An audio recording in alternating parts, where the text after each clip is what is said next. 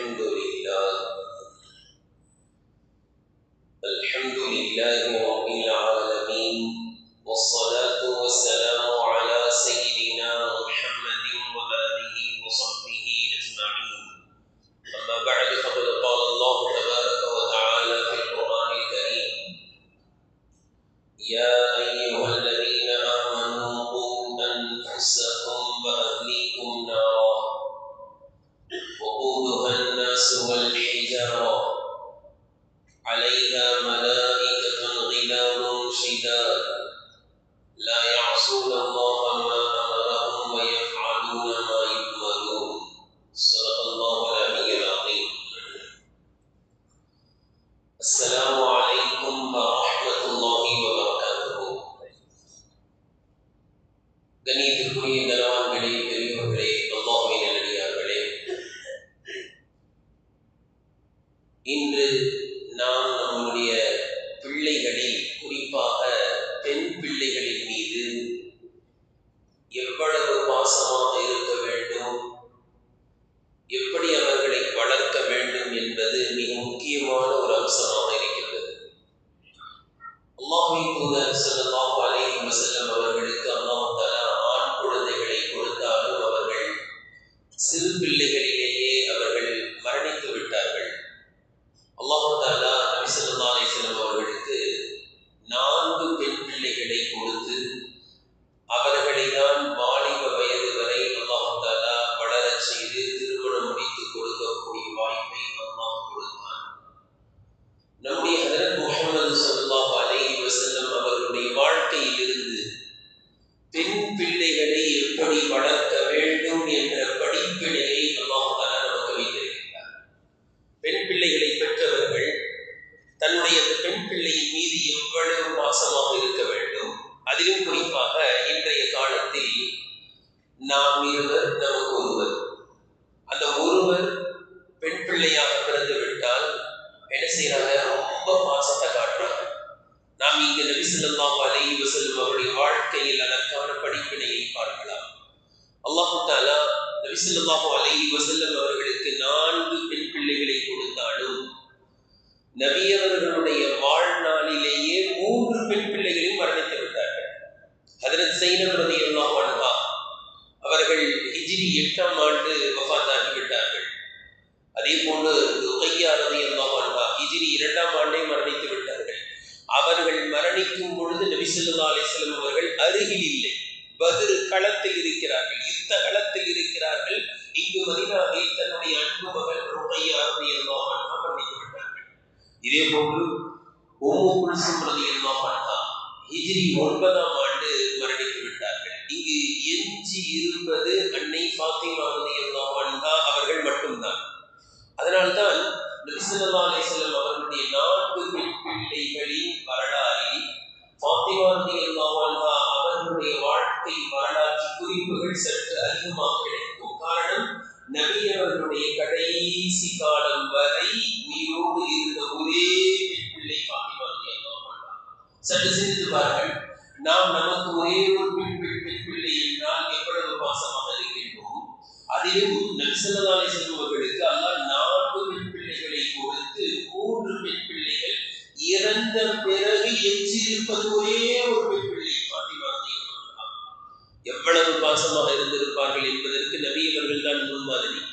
கண்ணியத்திற்குரியவர்களே, ஹதீஸில் வருகின்றது, அல்லாஹ்வின் தூதர் ஸல்லல்லாஹு அலைஹி வஸல்லம் அவர்கள் ஒரு நாள் அன்னை ஆயிஷா ரலியல்லாஹு அன்ஹா அவர்களுடைய வீட்டில் இருக்கும் பொழுது ஃபாத்திமா ரலியல்லாஹு அன்ஹா அவர்கள் வருகிறார்கள்.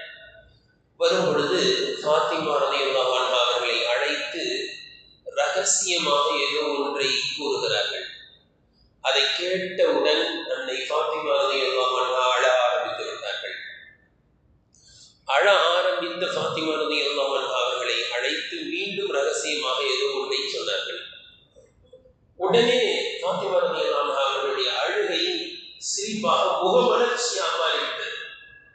இதை கண்காணித்துக் கொண்டிருந்த ஆயிஷா ரலியல்லாஹு அன்ஹா அவர்கள் அப்படியே விட்டுட்டு கொஞ்ச நாள் கழிச்சு கேட்டாங்க. ஒரு நாள் உங்களை நபி ஸல்லல்லாஹு அலைஹி வஸல்லம் அவர்கள் அழைத்து ஒன்றை சொன்னார்கள், நீங்கள் அழுது விட்டீர்கள். உடனே அழைத்து இன்னொன்றை சொன்னார்கள், நீங்கள் சிரித்து விட்டீர்கள், காரணம் என்ன?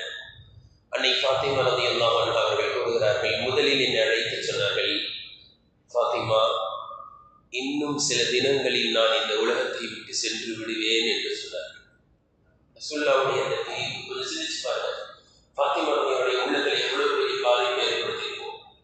உடல் பிறந்த சகோதரர்கள் இல்லை உலகத்தில், யாருமே இல்லையே, தாய் இல்லை, சத்தியாரதியாகவும் இருக்கிறது அக்கா ரசூலுல்லாஹி ஸல்லல்லாஹு அலைஹி வஸல்லம். இதையெல்லாம் தாண்டி ஈருலக தலைவர் ஹஜ்ரத் ஸல்லல்லாஹு அலைஹி வஸல்லம் அவர்களுடைய மரண செய்தியை சில தினங்களுக்கு முன்பு அழைத்து பெண் பிள்ளையிடத்தில் கூடுகிறார்கள். காரணம் என்ன தெரியுங்களா? அவங்களுக்கு தான் அன்பு அதிகம், ரொம்ப பாசம், அதனால முன்கூட்டியே சொல்றாங்க, அழ ஆரம்பிச்சிட்டாங்க.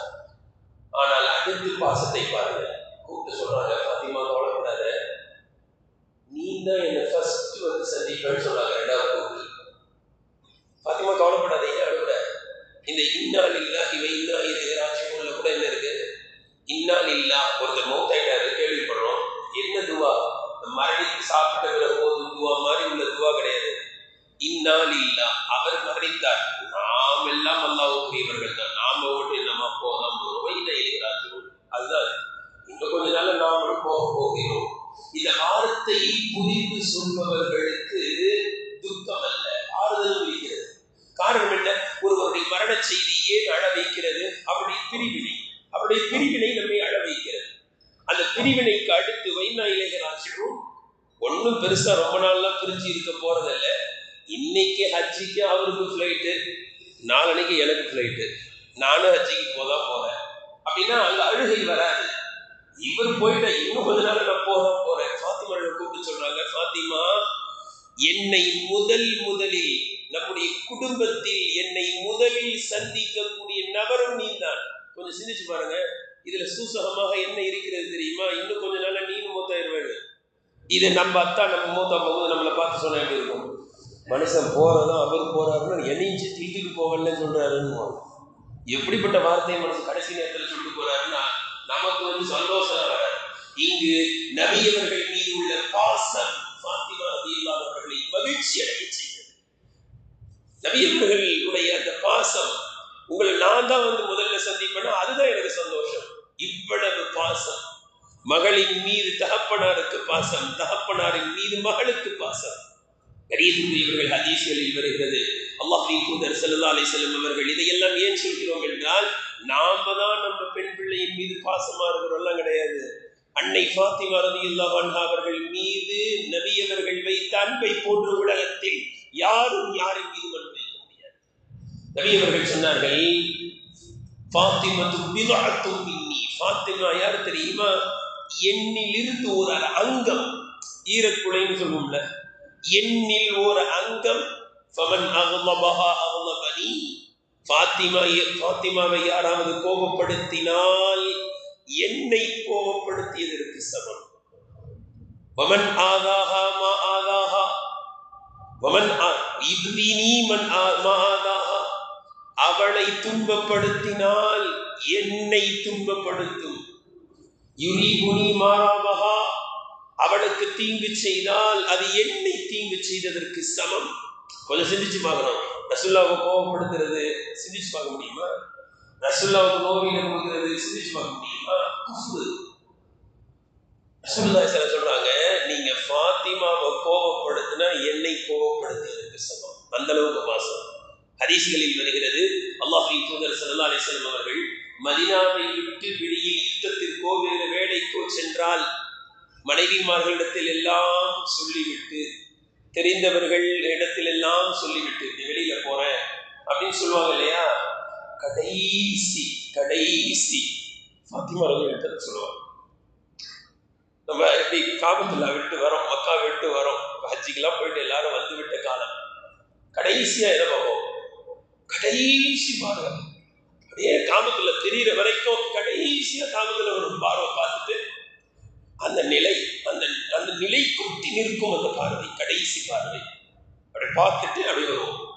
இந்த மாதிரி ரசூலுல்லாஹ் மதீனாவை விட்டு வெளியில் போனால் எல்லாத்தையும் சொல்லி முடிச்சுட்டு கடைசியா ஃபாத்திமா கிட்ட வந்து சொல்லிட்டு வெளியில போவாங்க.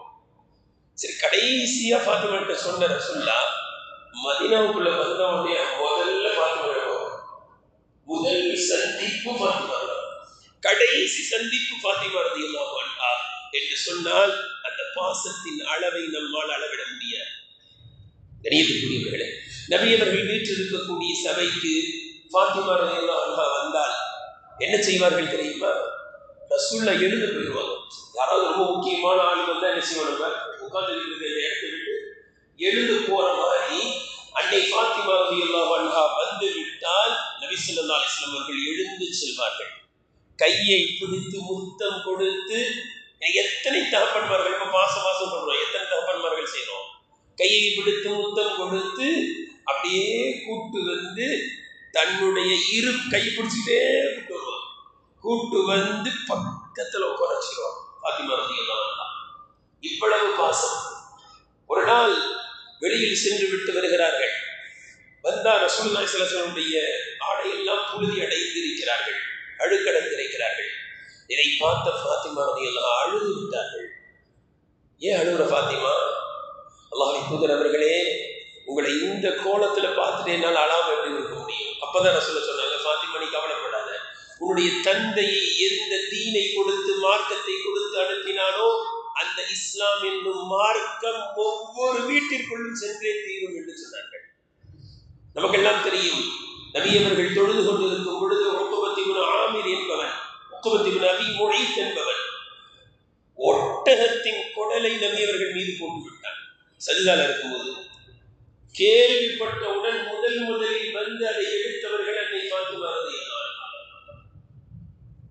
நமக்கெல்லாம் வரலாறு தெரியும். ஃபாத்திமா எவ்வளவு பாசம் தெரியுங்களா ரசூலுல்லாஹ் மேல? வீட்டில் ஏதாவது சாப்பிட்டா ரசூலுல்லாஹ் ஞாபகம் வந்துடும். கொஞ்சம் விசேஷமா ஏதாவது செஞ்சுட்டாங்கன்னா தகப்பனார் ஞாபகம் வந்துடும். அப்படி ஒரு நாள் கொஞ்சம் ரொட்டி கொஞ்சம் இறைச்சி சமைக்கிறாங்க, ரசூலுல்லாஹ் ஞாபகம் வந்துருச்சு. எடுத்துட்டு ஓடி போய் கொடுக்குறாங்க. அதை வாங்கி உண்ட நபியவர்கள் அந்த கால சூழ்நிலை வாங்கி சாப்பிட்டு சொன்னாங்க, ஃபாத்திமா 3 தினங்களுக்கு பிறகு உன்னுடைய தகப்பனின் வயிற்றுக்குள் முதலில் செல்கின்ற ரொட்டி துண்டு இது என்று சொன்னார்கள்.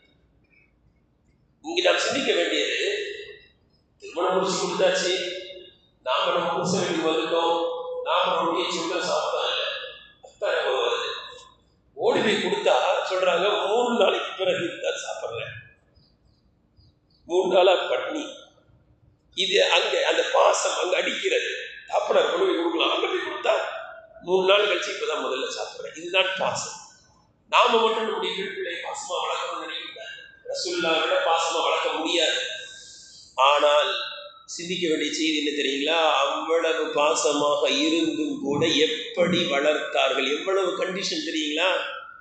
ஃபாத்திமா ரலியல்லாஹு பொறுத்த வரைக்கும் தஹஜ்ஜுத் நீண்ட ரக்காத் தொழுவாங்க.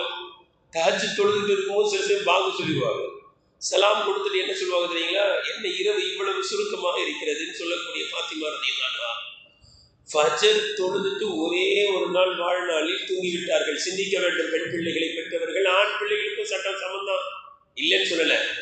இங்க பிரச்சனை என்னவென்றால், ஆண் பிள்ளைகள் நம்மோடு இருக்க போகிறான், பெண் பிள்ளையை நாம் சில தினங்கள் தான் வைத்திருக்க முடியும், சில ஆண்டுகள் தான் நம்மோடு வாழக்கூடிய பெண் அவள்.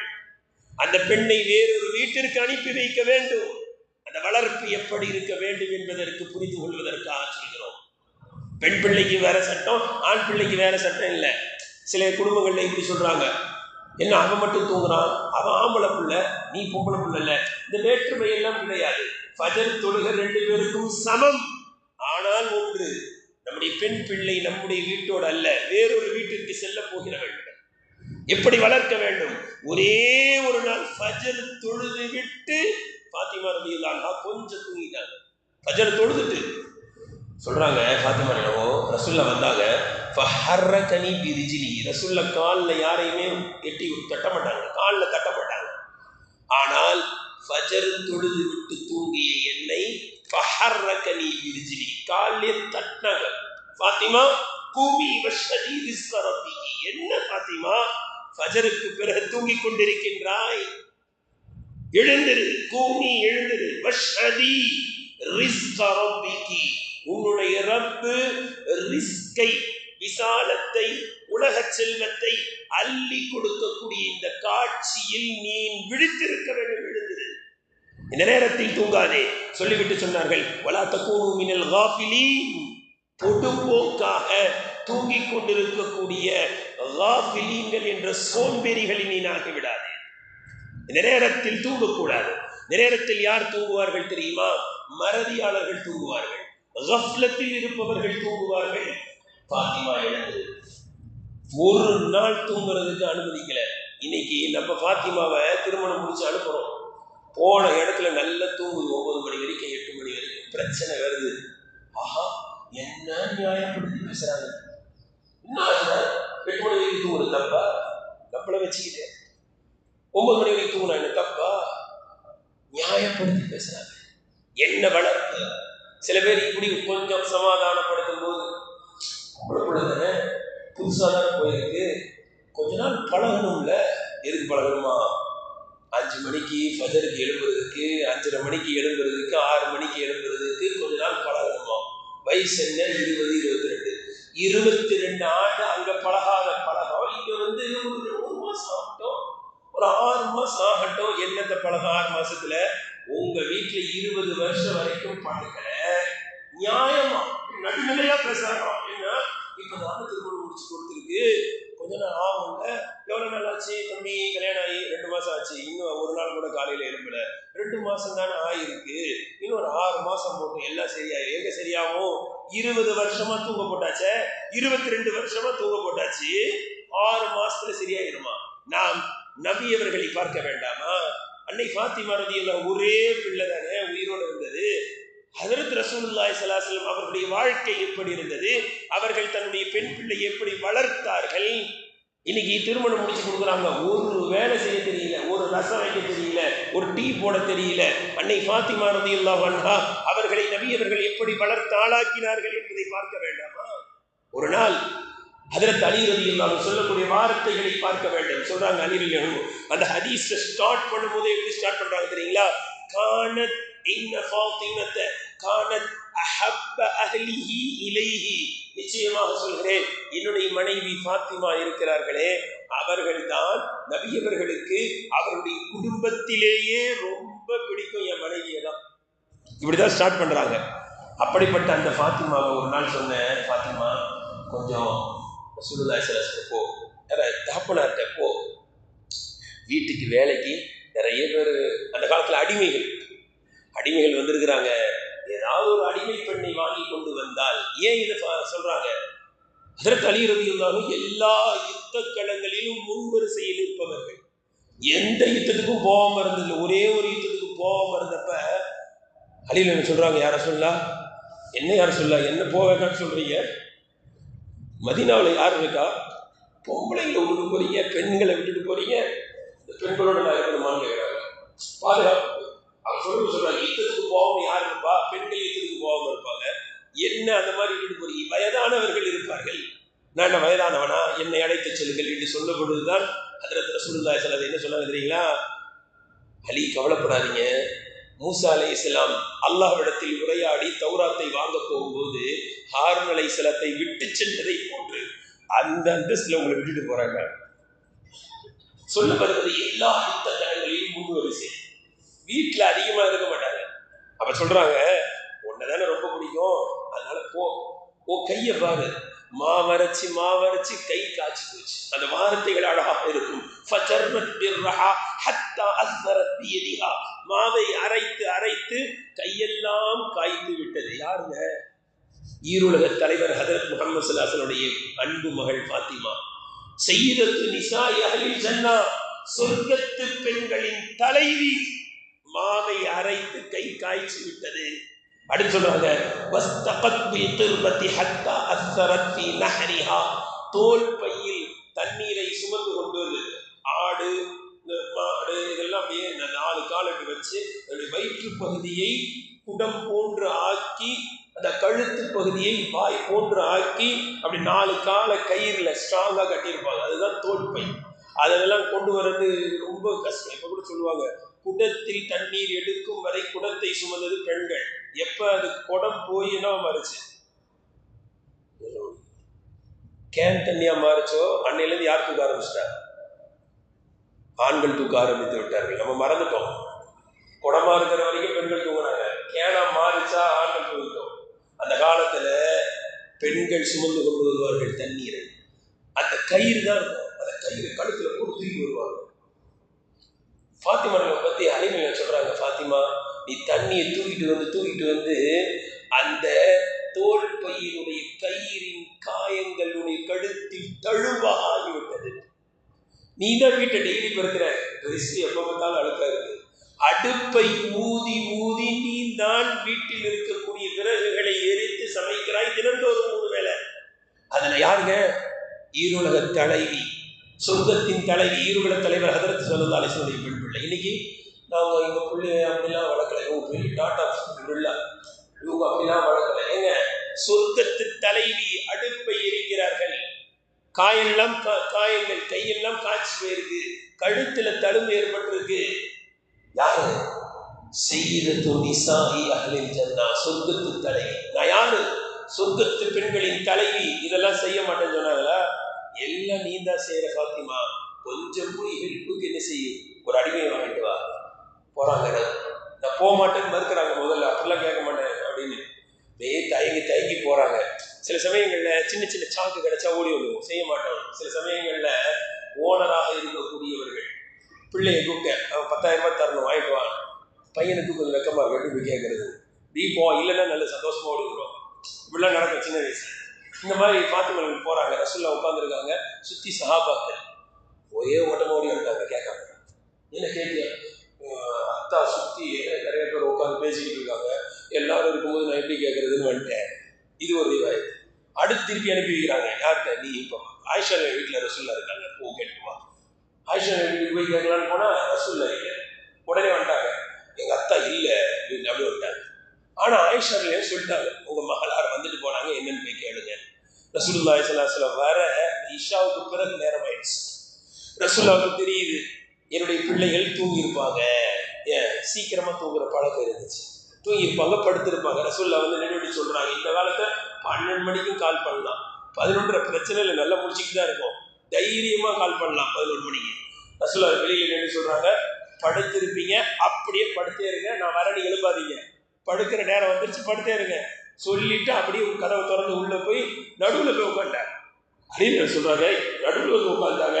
ரசூலுல்லாஹ்வுடைய மேனியின் மீது ஃபாத்திமா படுது. அப்படி உட்காந்து சொன்னாங்க, ஃபாத்திமா எதனால வந்த? தேடி வந்தியாமே. உடனே சொல்லலை. ஃபாத்திமா வெக்கப்பட்டு என்ன செஞ்சாங்க? இன்னைக்கா இருந்தா வாஷிங் மிஷின் வாங்கி கொடுக்க முடியுமா? முடியாது. ஏசி வாங்கி கொடுக்க முடியுமா? போகும்போதே எல்லாம் வந்துருது. இப்பெல்லாம் வராட்டி அவ்வளவுதான். ஃபாத்திமா வெக்கப்பட்டு பெட்ஷீட்டை மூடிட்டாங்க. அறிஞர் சொல்றாங்க, இதுங்களா சொல்ல சொல்லி எல்லாம் தைரியப்படுத்தி அனுப்பி வச்சா பெட்ஷீட் எடுத்து மூடிக்கிட்டாங்க அப்படின்னு நான் தைரியப்பட்டு சொன்னேன். இதெல்லாம் சொல்றாங்க, யார சொல்லா நான் தான் அனுப்பிச்சு வச்சேன், யார சொல்லா வெக்கப்பட்டு பெட்ஷீட்டை மூடிக்கிட்டாங்க, போர்வையை போத்திக்கிட்டாங்க. நான் தான் கையெல்லாம் பாருங்க காய்ச்சி போயிருக்கு, கழுத்தை பாருங்க தழுப்பு ஏற்பட்டுருக்கு, ட்ரெஸ்ஸை பாருங்க அழுக்கா இருக்கு, அடுப்பை ஊதி ட்ரெஸ் எல்லாம் கருப்பா இருக்கு. இன்னைக்கு ஸ்விக்கியில புக் பண்ணிடுறாங்க. ஆர்டர் எல்லா ஆர்டர். நைட்டுன்னா சமைக்கிறது இல்லை, எல்லா ஆர்டர். என்ன ஆர்டர், என்ன வாழ்க்கை, எல்லா வேலைகளையும் ஃபாத்திமார்கள் செய்தார்கள். சொல்லிட்டு சொல்றாங்க, நான் தான் அடிமையாக சொன்னேன்.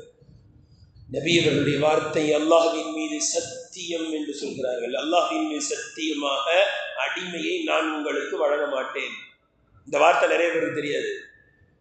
நான் சில அடிமைகள் இருக்கிறாங்க, அந்த அடிமைகளை விற்று அந்த பணத்தில் நான் அஸ்ஹாபு சுஃபா திண்ணை தோழர்களுக்கு உணவு வழங்க வேண்டும். அந்த பொறுப்பு எனக்கு இருக்கிறது. பாத்திமா, உனக்கு வேலைக்காரங்க இருப்பாரு, ஈருலக தலைவி, நீனே வீட்டு வேலையை செய்.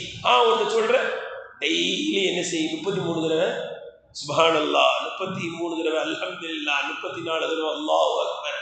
எத்தனை பெண்கள் நம்முடைய பெண் பிள்ளைகளுக்கு இதை சொல்லி தந்திருக்கோம்? நம்முடைய பெண் பிள்ளைகள்ல எத்தனை பெண் பிள்ளைகள் இதை ஓதுறாங்க, சொல்றாங்க. இதை கேட்டுட்டு இன்னைக்கு நம்ம பாத்திமாட்ட சொல்லி பாருங்க, எங்களுக்கு சுப்ஹானல்லாஹ் தெரியும், வாஷிங் மிஷின் வாங்கி கொடுக்க முடியுமா முடியாதான்னு கேட்டால் சுப்ஹானல்லாஹ் 33 தடவையா, அதெல்லாம் எங்களுக்கு தெரியுமா? இதை கேட்ட ஃபாத்திமா ரலியல்லாஹு அன்ஹா அலி ரலியல்லாஹு சொன்னாங்க, ரதீனா பில்லாஹ், அல்லாஹ்வையும் அல்லாஹ்வுடைய ரசூலையும் பொருந்தி கொண்டோம், பிற்காலத்தில் அலி ரலியை பார்த்து கேட்குறாங்க. அலியை சொல்றாங்க, என்னைக்கு ரசூல்லா இந்த தஸ்பீஹ ஃபாத்திமான்னு பேர் வந்துருச்சு அதை சொல்லி கொடுத்தாங்களோ அன்று முதல் இன்று வரை ஒரு நாள் கூட நான் ஓதாமல் இருந்ததில்லை. ஒருத்தர் கேட்டாரு, ஜங்கே சிப்பின் பயங்கரமான யுத்தம் நடைபெற்று முடிவதற்கு வெகு நேரம் இரவு வரை ஆகிவிட்டது. வெகு நேரம் கழித்துதான் அலி ரலியல்லாஹு அன்ஹு யுத்தத்தில் கலந்துக்கிட்டு தூங்கினாங்க. கேட்டாரு, அந்த ஜங்கே சிப்பின் நடைபெற்ற யுத்தத்தின் அந்த இரவிலும் இந்த தஸ்பீஹே ஃபாத்திமாவை ஓதிவிட்டு தான் நீங்கள் தூங்கினீர்களா? அலி சொன்னார், ஆம், அன்று இரவும் இதை நான் ஓதிவிட்டு தான் தூங்கினேன். கண்ணியத்திற்குரியவர்களே, சொல்ல வருவது, ஃபாத்திமால வீட்டு வேலையெல்லாம் செஞ்சாங்களா இல்லையா? நான் இதுக்கு முன்னாடி கூட சில தினங்களுக்கு முன்பு ஜும்மாலே சொல்லியிருக்கேன். இன்னைக்கு நம்ம பிள்ளைங்களுக்கு என்ன சொல்லி அனுப்புறோம், என்ன கற்றுக் கொடுத்து அனுப்புறோம்? கல்யாணம் முடிக்கும் போதே என் பிள்ளைக்கு சமைக்க தெரியாது, அது தெரியாது, இது தெரியாது சொன்னாங்க. அது பேசிக்கிட்டு இருக்கும்போது ஒரு பெண் வீட்டார்கள் சொல்லி இருக்கிறார்கள், என்னன்னு, என் பிள்ளைக்கு சரியா சமைக்க தெரியாது, கொஞ்சம் அட்ஜஸ்ட் பண்ணிக்கிறேங்க. அதை கேட்டு மாப்பிள்ளை வீட்டுக்காரங்க சொன்னாங்களா, அப்படியா, என் பையனுக்கு சரியா சம்பாதிக்க தெரியாது, கொஞ்சம் அட்ஜஸ்ட் பண்ணிக்கிறேங்க. ஒரு ஆம்பளைன்னா என்னங்க இது அட்ஜஸ்ட் பண்ணுவீங்களா? ஒரு ஆண் சம்பாதிக்க தெரியாது, அட்ஜஸ்ட் பண்ணுவோமா? ஒரு பெண் என்றால் யார்? சமைக்க தெரியணுமா இல்லையா? கண்ணியத்திற்குரியவர்களே, சஹாபா பெண்மணிகள் எப்படி, சில பேர் இன்னும் கொஞ்சம் வசதி வாய்ப்பு இருந்துச்சுன்னா சமைக்க தெரியாது, இப்படி சில பேர் நினச்சிக்கிட்டே இருக்கிறாங்க. என் பிள்ளை எல்லாம் சமைக்க தெரியாது. என்ன சமைக்க தெரியாது? அஸ்மா பின்த் அபீ பக்ர் ரலியல்லாஹு அன்ஹா எவ்வளவு பெரிய வசதி தெரியுமா? அடிமைகளை எல்லாம் அபூபக்கர் சித்தீக் ரலியல்லாஹு வாங்கி வாங்கி உரிமையிடுறாங்க. அந்த அளவுக்கு வசதி வாய்ப்பு. தன்னுடைய வசதி வாய்ப்புகளை தீனுக்காக வேண்டி அர்ப்பணிக்கிறார்கள். யாராவது அடிமையா இருந்து கஷ்டப்பட்டா அபூபக்கர் சித்தீக் மனசு தாங்காது. பிலால் ரலியல்லாஹு அன்ஹு சிரமப்படுகிறார்கள், அடி உதையை வாங்குகிறார்கள், மனசு தாங்கல. எவ்வளவு காசு இருந்தாலும் பரவாயில்ல, வாங்கிக்க, நீ உரிமையிடு என்று சொல்லும் அளவிற்கு அபூபக்கர் சித்தீக் ரலியல்லாஹு அன்ஹு அவர்களுக்கு வசதி வாய்ப்பு இருந்தது. அப்பேற்பட்ட வசதி வாய்ப்பு உள்ள குடும்பத்தில் பிறந்த அபூபக்கர் சித்தீக் ரலியல்லாஹு அன்ஹு அவர்களுடைய அன்பு மகளார் அஸ்மா ரலியல்லாஹு அன்ஹா எப்படி வளர்க்கப்பட்டார்கள் தெரியுமா? திருமணம் முடிச்சு போறாங்க. ஜுபைர் இப்னுல் அவ்வாம் எப்படிப்பட்ட சஹாபி தெரியுமா? யுத்த களத்தில் ரசூலுல்லாஹ்வுடைய கமாண்டர், ரசூலுல்லாஹ்வுடைய ரகசிய பாதுகாவலர். ரசூலுல்லாஹ் ஒரு ஹதீஸ்ல சொன்னாங்க, ஒவ்வொரு நபியையும் பாதுகாப்பதற்காக வென்றே சில நபர்களை அல்லாஹ் நியமிப்பான். பார்க்குறோமா இல்லையா? சில தலைவர் பக்கத்திலே 2 பேர் நிற்பாங்க. அது மாதிரி ரசூலுல்லாஹ் பக்கத்திலே யார் நிற்பா? ஜுபைர் இப்னுல் அவ்வாம். அதுதான் ரசூலுல்லாஹ்வை பாதுகாக்கக்கூடிய சஹாபி. அந்த சஹாபி வீரம் நிறைந்தவர். கொஞ்சம் வீரம் இருக்கக்கூடிய இடத்துல ரோஷமும் இருக்கும், கோபமும் கொஞ்சம் இருக்கும். அப்படிப்பட்ட ஜுபைர் இப்னுல் அவ்வாமுக்கு யார் கட்டி வச்சுட்டாங்க? அஸ்மா ரலியல்லாஹு கட்டி வச்சுட்டாங்க. அங்க போன ஏழ்மை தலைவிரித்து ஆடுகிறது. சொல்றாங்க, அஸ்மா ரலியல்லாஹு எனக்கு திருமணம் முடிச்சு கொடுத்தாங்க ஜுபைருக்கு. அங்க போய் பார்த்தா அவருக்கு எந்த சொத்து பத்தும் இல்லை, ஒண்ணும் இல்லை, எதுவுமே கிடையாது. அவர்கிட்ட இருந்தது ஒரு குதிரை, ஒரு ஒட்டகம். அந்த குதிரைக்கு தீனி போடுறது நான் தான். போய் வீட்டு வேலைகளை செய்வதற்கு யாரும் கிடையாது. எல்லா வேலையும் செய்து போக அந்த குதிரைக்கு தீனி நான் தான் போடணும். ஒட்டகத்துக்கு தீனி போட தேவையில்லை. ஒட்டகம் இருந்துச்சு, ஒட்டகம் அதுவா போய் மேய்ஞ்சிட்டு வந்துடும். குதிரை அப்படியே நிற்கும். நம்ம தான் எல்லாத்தையும் கொண்டு வந்து போடணும். ஒட்டகம் கீழே இருக்கிறதையும் சாப்பிட்டு மேலே இருக்கிறதையும் சாப்பிடணும். அதனாலதான் வீட்டு பிராணிகளில் பிரம்மாண்டமானது ஒட்டகம், ஆனால் வளர்ப்பது லேசு ஒட்டகம். அதனாலதான் அல்லாஹ் குர்ஆன்ல சொல்றான், ஒட்டகத்தை பார்க்கவில்லையான்னு சொல்றான். குதிரைக்கு நான் தான் தீனி கொண்டு வந்து போடுவேன். 3 கிலோமீட்டர் வரைக்கும் போய் தீனி எடுத்துட்டு வரணும். தலையில சுமந்து கொண்டு வருவேன். எந்த வேலையை செய்யறதுக்கு யாரும் இல்லை. கண்ணியத்திற்குரியவர்களே, சஹாபா பெண்மணிகள் ஒரு நாள் அல்லாஹ்வின் தூதர் ஸல்லல்லாஹு அலைஹி வஸல்லம் அவர்களை சந்தித்து சொல்கின்ற விஷயம் நமக்கெல்லாம் தெரியும். வந்து சொல்றாங்க, யா ரசூலல்லாஹ், பெண்கள் சார்பாக நான் வந்திருக்கிறேன். அஸ்மா பின்த் யஸீத் ரலியல்லாஹு அன்ஹா சொல்றாங்க, கவாயிது புயூதிக்கும் மஹ்சூராத்துன் மக்சூராத்துன், நாங்கள் வீட்டில் அடைபட்டு கிடைக்கிறோம். உங்களுடைய வீடுகளினுடைய அடித்தளம் அஸ்திவாரமா இருக்கிறோம். என்ன அர்த்தம்? வீட்டு வேலை ஃபுல்லா நாங்க தான் பார்க்கிறோம். வமுக்ததா ஷஹவாத்திக்கும் வஹாமிலாத் அவுலாதிக்கும், உங்களுடைய குழந்தைகளை நாங்கள் வளர்க்கிறோம், வயிற்றில் சுமக்கிறோம், வளர்த்து ஆளாக்குகிறோம். நீங்கள் வீட்டை விட்டு சென்று விட்டால் உங்களுடைய குழந்தைகளை, உங்களுடைய உடைமைகளை நாங்கள் பாதுகாக்கிறோம். உங்களுடைய ஆடைகளை நாங்கள் தான்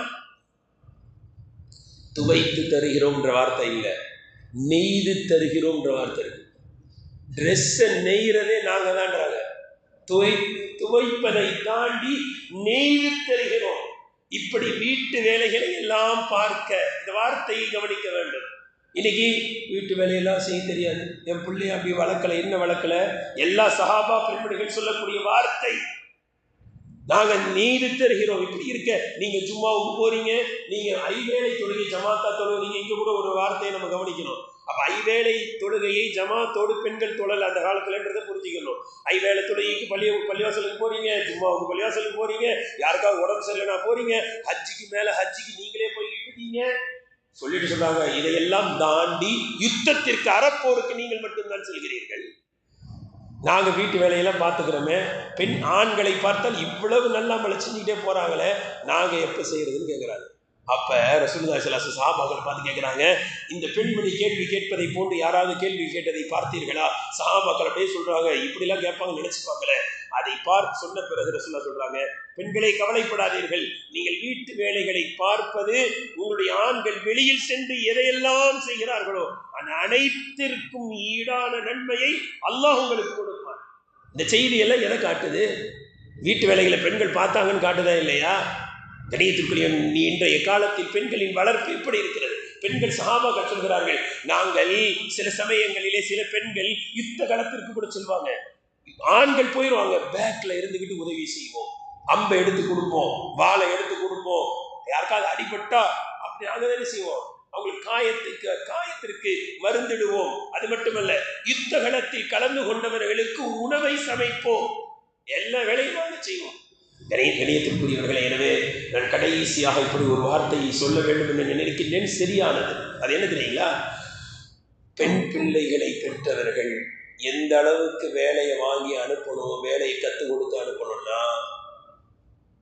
தவறாக நினைக்காதீர்கள், பெண்டை நிமித்தி அனுப்பணும்.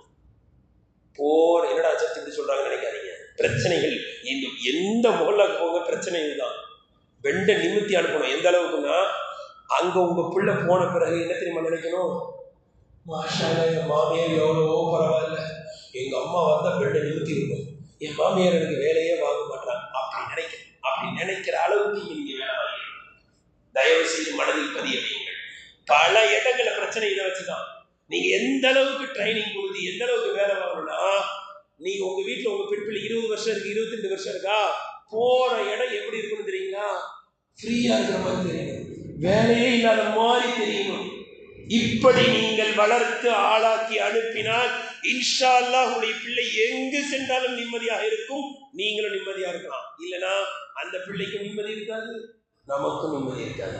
அல்லாஹ் தஆலா சஹாபாக்கள் நபி ஸல்லல்லாஹு அலைஹி வஸல்லம் அவர்கள் எப்படி பெண் பிள்ளைகளை வளர்த்து ஆளாக்கினார்களோ அதே போன்று வளர்த்து ஆளாக்கக்கூடிய தௌஃபீகை அல்லாஹ் நம் அனைவருக்கும் தருவானாக. நம்முடைய பெண் பிள்ளைகள் நம்மை விட்டு எங்கு சென்றாலும் மகிழ்ச்சியாக சந்தோஷமாக வாழ்கின்ற வாய்ப்பை அல்லாஹ்